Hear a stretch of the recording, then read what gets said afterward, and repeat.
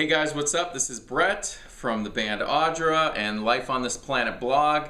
Thank you guys for watching. Welcome to this week's Friday on the Turntable. This is a special edition of FOTT called Ranking. This is part 3. First one I did David Bowie from 1969 to 1980. Then I also did the entire U2 catalog. And today I'm looking at The Cure's entire catalog from 1979's Three Imaginary Boys all the way up through 2008's 413 Dream. And I'm going to be ranking them from number 14 to number 1. Lavelle, this is partially for you. You wanted to see a ranking of The Cure, and I already had it in the works. And so I hope you guys enjoy this. Now I have to start off by saying I'm a really big Cure fan. I've been a big fan of The Cure since my very early teenage years. I recall the first time I ever heard The Cure, I was at a Little League baseball field in a town called Melrose Park, Illinois, outside of Chicago. And there was, I think it was the baseball coach had his car stereo on, and I remember hearing The Cure's Caterpillar and U2's Sunday Bloody Sunday. And so if we put the date, that was probably around 1984. So I've been a really big fan. When you talk about a band like this that you've been a fan of for so long, you know, it's hard. You rank them and you put something at the end at being the least favorite.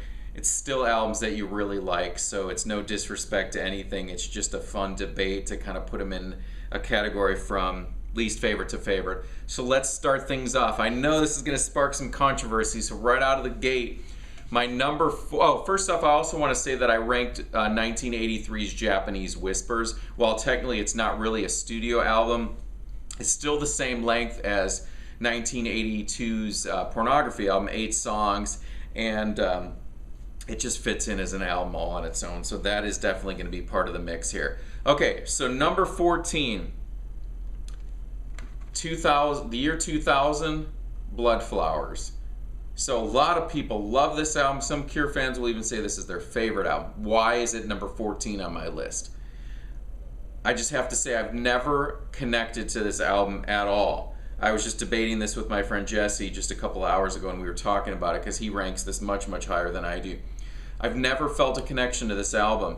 I'm going to tell you what my 3 favorite songs are. They are The Last Day of Summer, Maybe Someday, and There Is No If.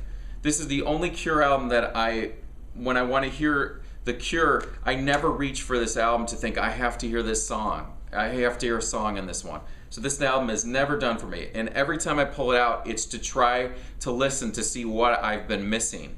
And I'm not some casual fan that is trying not to like this or is just not familiar with The Cure.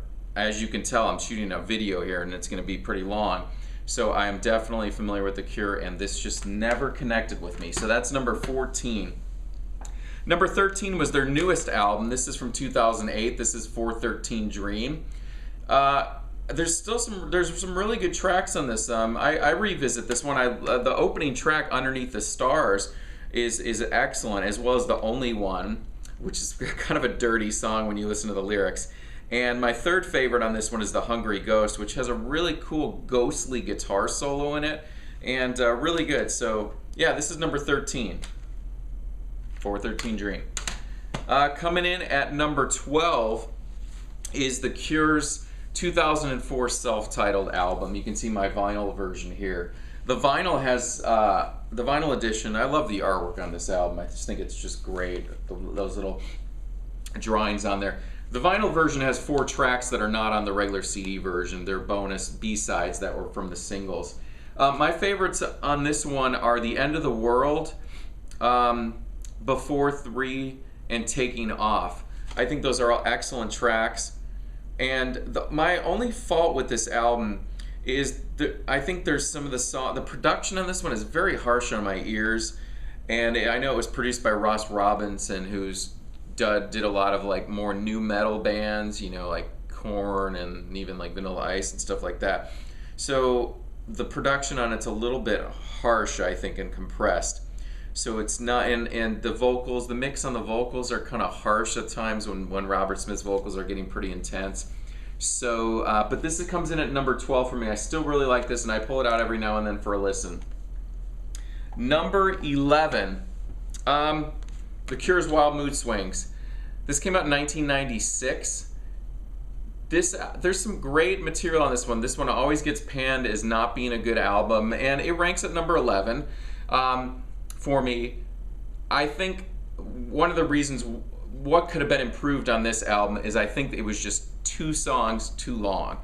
And if it were me, I would remove Strange Attraction and the track Gone, and I think you'd have a really, really solid Cure album. So it's just a couple tracks too long. My favorite songs on this one: opening track Want, killer; the song Mint Car, excellent; and the 13th. The 13th, a lot of people don't like that track. I love it. Whenever I hear that song, it immediately takes me to 1996. I can, it's just like going back in a time capsule and popping up, and you can smell 1996. It's just the horns in that one. I just love the experimentation, the way Robert Smith sings. It's like a different character. Anyways, Wild Mood Swings, that's in at number 11. All right, number 10. This came out in 1983. I was talking about this in my introduction. This is Japanese Whispers, which technically was a compilation of the singles The Walk, Let's Go to Bed, and The Love Cats, and then all their accompanying B-sides. And it was, Robert Smith kind of reinvented The Cure after the really dark Pornography album. Kind of cleared the band out. Simon Gallup left, and it was just him and Lowell Tolhurst, and they made a pop album, basically, some pop singles, and reinvented the band, and the result of it was this collection of songs, Japanese Whispers. My favorite track on this is Lament, which is such a cool track, very different from The Cure. Let's see, what else did I put down? The Walk and Love Cats. Phil Thornalley, producer, bass player. Love Cats, great. That's Japanese Whispers, and that comes in at number 10 for me. Number 9, my friend Jesse. This is on loan from his collection because I do not own this on vinyl. This, he ranks very high up. I'm putting it at number 9, and this was The Cure's second album, 17 Seconds. Now, if you're familiar with The Cure's first album, Three Imaginary Boys, was kind of like a pop, punk kind of blend. After one album, they just totally reinvented themselves and came out with 17 Seconds, which was much darker, much more atmospheric. And yeah, favorite tracks on this one are A Forest, Play for Today, and At Night. And closing track is also killer on this, 17 Seconds. Yeah, I mean, I love all these albums. These are all great from beginning to end. It's just great. It's just fun to rank these and see how, which my favorites are. So 17 Seconds. All right, number 8. Cure's debut album, Three Imaginary Boys. Love the artwork on this one. And then on the actual jacket, this is also on loan from Jesse. It has the various symbols or pictures that represent each song, like Meat Hook, Accuracy, So What. Yeah, 1979, their debut album. Out of the gate, they put out a really great collection of songs. Favorite ones on this one: opening track 10:15 Saturday Night, Accuracy, Fire in Cairo, excellent. The title track, also Three Imaginary Boys, is a good one. So that comes in at number 8. Number 7, I was just playing this one just a little while ago. Very experimental album, came out in 1984. This is The Top. Really love this album. Favorite tracks on this one are The Caterpillar. Obviously, like I said earlier, that was the first Cure song I'd ever heard as a kid. Bird Mad Girl, and the opening track, Shake Dog Shake, which is really intense, really angry. There's a great Cure live performance called In Orange, where I think they opened the show with Shake Dog Shake, and it's just really angry and dark, and it's just a great opener. So it's another thing about The Cure is we could do a ranking video on the best opening tracks, because The Cure always knows how to open an album with a phenomenal track and also closing it with one as well. And their first slew of albums, all the closing track is the title track. Like on this one, the last song is The Top. On Pornography, it's Pornography. On Faith, it's Faith. On 17 Seconds, it's 17 Seconds. Yeah. So that's the top in at number 7. All right, on to number 6. My older brother always tells me when I was in, I think it was in junior high, the year this came out, I would come home from school every day and I would play the song Just Like Heaven over and over again in my bedroom on my little tape deck. And that song is truly one of my favorite songs of all time. And that is on the album Kiss Me, Kiss Me, Kiss Me, which came out in 1987. This is going to be number 6 for me. This was just recently reissued for Record Store Day. This is a 2 LP set. The Cure went into the studio to record it and had so many songs that they just decided to make it a double album. So on Kiss Me, Kiss Me, Kiss Me, obviously my favorite track, Just Like Heaven. Catch is great. And 1,000 Hours. I kind of gravitate on this one more towards the poppier and also the more mellow atmospheric tracks. And there's things like Snake Pit and If Only Tonight We Could Sleep, which are very Eastern Indian influence, just really great. So Kiss Me, Kiss Me, Kiss Me, number 6. All right, here we go. Top 5 Cure albums for me. Coming in at number 5, this is Faith.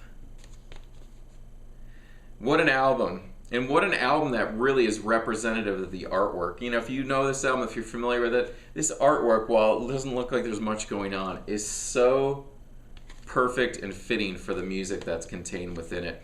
This is also from Jesse's collection. I borrowed it, and he wanted me to show you that. He bought this when he was 14, and he has the original bag here, Rocky Mountain Records and Tapes, which I believe was in Colorado. So, Faith. What an album. One of my all-time favorite Cure songs is on here, The Funeral Party, which kicks off side 2. Incredible. All Cats Are Gray. Great. Third favorite track, Primary. That's kind of the pop song on this album. But man, what a dark and beautiful record this is. Closes with Faith. How about The Drowning Man? Great. The opening track, Holy Hour. Other Voices. Man, that ghostly track. Killer album. Faith. That's number 5. Number 4, a lot of people would pick this as their number 1 Cure album. I'm going to put it in at number 4. I featured this album before on Friday on the Turntable, and this is 1985's The Head on the Door.